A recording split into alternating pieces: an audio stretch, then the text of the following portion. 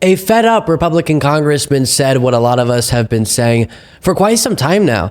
The Republican Party isn't actually accomplishing anything for the American people.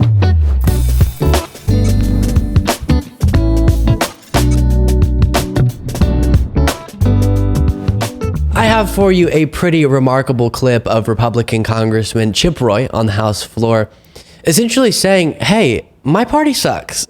And he's publicly coming to the realization that we all came to a long time ago. The Republican Party is not a serious governing party, especially in the House of Representatives. So he turns to his fellow members and asks, what on earth am I supposed to run on? What have we done for my constituents? Take a look at this. One thing. I want my Republican colleagues to give me one thing, one, that I can go campaign on and say we did. One. Anybody sitting in the complex, if you want to come down to the floor and come explain to me one material, meaningful, significant thing the Republican majority has done besides, well, I guess it's not as bad as the Democrats. Now, of course, what Chip Roy wants to do isn't good in my eyes. If he felt a sense of accomplishment with his party, it wouldn't be because they did a bunch of things that I love. But regardless, even by his own metrics, his party has dropped the ball. Now, what is he upset about in this current moment? Well, a lot of Republicans last night, led by Speaker of the House Mike Johnson, worked luckily with Democrats to avert a government shutdown by funding the government just until the beginning of 2024. So this whole debacle is going to happen very soon once again. But Chip Roy is one of those hardliners who wants, anytime the funding debate takes place, Republicans to extract massive concessions from Democrats, which of course didn't happen this time around, which I'm happy about. Chip Roy is not. So that was the catalyst of that rant. But even though, like I said, Chip Roy and I would disagree on why his party is a mess, at least we agree his party is a mess. And as some examples of that, let's remind ourselves of the messiness of the GOP. Here's an update on what's been going on with the House GOP recently. As we talked about yesterday, there was an altercation between two Republican members. Kevin McCarthy walked by Tim Burchett, who voted to oust Kevin McCarthy, and elbowed him in the back. Then Tim Burchett said, why'd you do that? And Kevin McCarthy said something like, do what? Wow. Also yesterday, Republicans considered Markwayne Mullin to challenge a hearing witness, Sean O'Brien, the Teamsters president, to a fight in the middle of a hearing. And Bernie Sanders had to break it up. Very strange. So aside from those things, and aside from just in a general sense, let's remind ourselves of this too, much of the party being supportive of the guy who attempted to overthrow American democracy, install himself the president, and lately has been echoing the rhetoric of Hitler among so many other issues with them. What are Republicans doing on policy, you might be asking? Well, to answer that question, you got to dig deep, okay? You got to dig past Marjorie Greene screaming about whatever the heck she's screaming about, January 6th political prisoners or something, past Lauren Boebert and her public indecency, and then you might be able to find this. Yesterday, to his credit, a Republican wanted to seriously discuss an actual policy subject during the funding debate and was arguing in favor of junk fees. I'll play that clip in just a moment. But the context is the Biden administration has been trying to crack down on junk fees, which are those random fees that get piled on at the end that companies add that jack up the price way higher than it was advertised. So you're renting a property and it's hundreds of dollars more than the posting showed. And so Biden's trying to get companies like Zillow and apartments.com to be more transparent and clear about the real price of a rental, which is great. Get it done, Joe. Not according to Ralph Norman. He's just not having it. Pursuant to House Resolution 864, the gentleman from South Carolina, Mr. Norman, and a member opposed each will control 5 minutes. The chair recognizes the gentleman from South Carolina. Mr. Speaker, my amendment would prohibit funding from being used to carry out the actions described in Biden's October 31st fact sheet regarding cracking down on so-called junk fees that we've heard a lot of tonight. Specifically, this amendment would prevent funding from being used to implement the Department of Labor's controversial effort to crack down on so-called junk fees in retirement investing that could easily result and will result in higher fees and fewer investment options for hardworking Americans. Since the beginning of the Biden administration's whole of government crusade against so-called junk fees, it has been clear that the president and his officials are just targeting fees and practices that go against their own objectives, preferences. Honestly, even though I talk about these stories every day, Republicans' ambition to defend unpopular stances and just ridiculous stances still stuns me. Who the heck would go out and argue in favor of junk fees? Well, if your only priority is opposing Joe Biden on everything, I guess Ralph Norman. I don't even understand the argument he was trying to make. He says it would increase fees for consumers. No, it may increase the price that is showing when you initially come across an apartment, for example, because it's more honestly reflecting the actual price that it would have been at the end. And likely companies then would have to decrease the overall amount because when they can't slip in a bunch of charge at the end, then the actual price needs to be lower to attract consumers. And as a part of the action that's being referred to, Biden's trying to decrease the application fee too for rentals. Great. Another good action. Not according to Ralph Norman. He's very upset about it. So then, as we continue our tour through why, as Chip Roy is realizing Republicans shouldn't be elected to Congress, we get to one of their biggest priorities since they took over the majority, investigating President Joe Biden. Every which way, all the time, 24/7. And time again, they have, as we've covered extensively, despite their nonstop allegations against him, been unable to uncover actual evidence to prove wrongdoing on the part of Joe Biden. And recently, James Comer experienced another setback when it was revealed that he does business with his brother. Comer made this big stink about this loan that Biden had given to his brother when Biden wasn't president or vice president or senator, and his brother paid it back. Great. But Comer said, no, not great. Maybe Biden never paid his brother the loan originally, so the paying back of the loan was just his brother funneling him money as a part of their influence peddling operation, disguised as a loan repayment. But bank records show Biden indeed loaned his brother the exact amount that was paid back. So that sort of fell apart very quickly. Plus, what influence peddling would Biden have been doing if he wasn't president or vice president or senator? Just a private citizen. And then the Daily Beast reported that James Comer had a very similar situation with his brother, except he was actually in a position of power when it took place. And when Democratic Congressman Jared Moskowitz brought this up at a hearing, James Comer got very upset. Never loaned my brother money. Don't have an LLC. But you and Goldman, who is Mr. Trust Fund, continue to try reclaiming my time. No, I'm not going to give you your time back. We can stop the clock.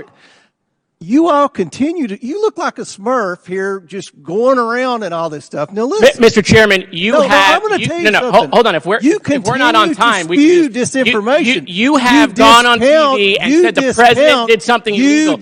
You're doing stuff with your brother. The American people have the same questions. Why should they believe you? Why should they believe you?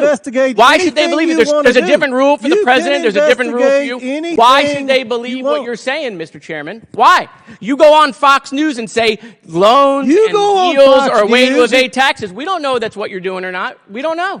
We have no idea. We're supposed to take your word for it. But when the president you've says already something, been proven a liar, Mr. Moskowitz. What's that? You've already been proven a liar. Who's proven me a liar? You? Yes. Your word means nothing, Mr. Chairman. Go to my hometown. There's a camera crew there today, an opposition research crew there today.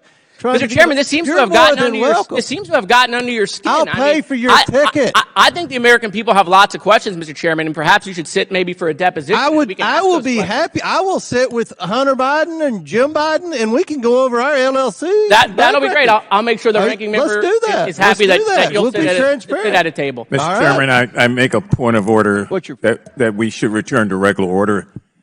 For the benefit of the other members. The ranking member makes a good point. So I guess there James Comer agreed to sit for a deposition about his business dealings.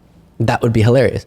I do love this, though. If they are going to shamelessly make unsubstantiated allegations against Biden and then use those to justify years of investigations and all these hearings, Democrats should at least do what Jared Moskowitz is doing and, just ask questions, as the right-wingers like to say. We're just concerned, James, that you might be a part of the Comer crime family. I have no evidence of crimes, but you do have some bizarre business records, according to the Daily Beast. So if we're going to act like they do with Biden, what's going on, James? What are you hiding? Why don't you turn over all of your bank records? It's crazy. By the way, then Jared Moskowitz went on CNN and got asked about that back and forth and had a fantastic response mocking James Comer. I do want to talk to you quickly about what is happening in Congress.